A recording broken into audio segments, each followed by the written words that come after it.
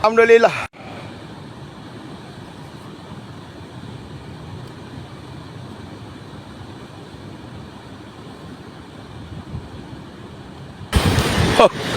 Saya mak pating pada petang ini, pada tengah hari ini, bersama dengan Pak Ali.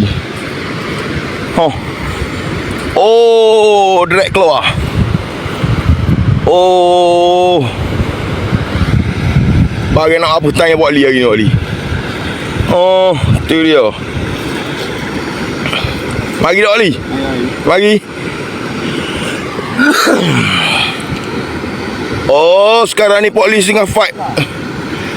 Oh, sekarang ni Pak Ali tengah fight ikan. Oh, lokasi di depan gate lah.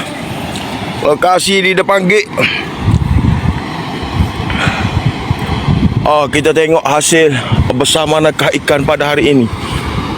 Oh, ada kasar Deh Wali.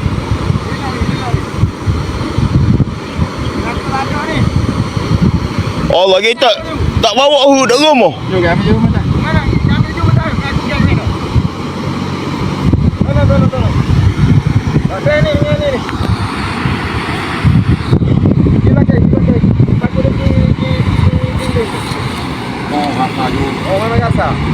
Dia tolong meh. Oh, tanya yang Mata. Wali kena tarik naik atas Wali.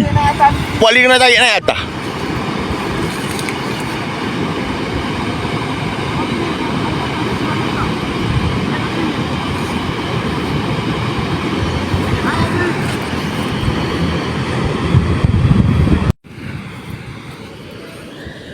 Dah. Apa itu?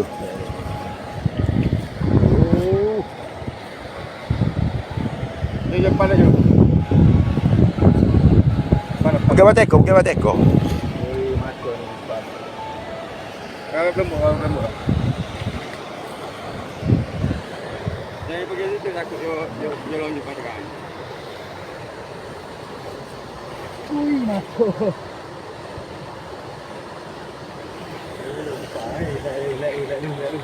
Sikit dekat tu. Ayo. Dia ambil mata kain dia mau susah dia. Oh, ambil mata kain. Paju. Oh, alhamdulillah. Hasil dapat dinaikkan. Oh.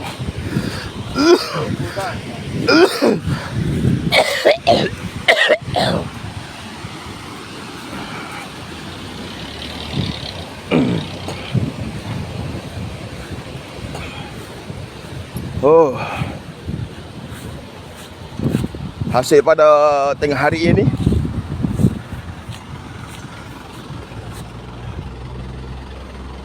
Oh, ketayak naling, Wali. Ketayak naling. Oh, gelok dia naling. Semua hawe orang takut. Oh, gelok.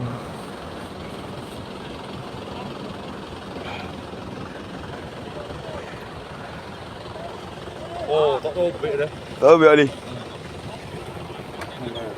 Ya duk medal dah, Wali. Ha?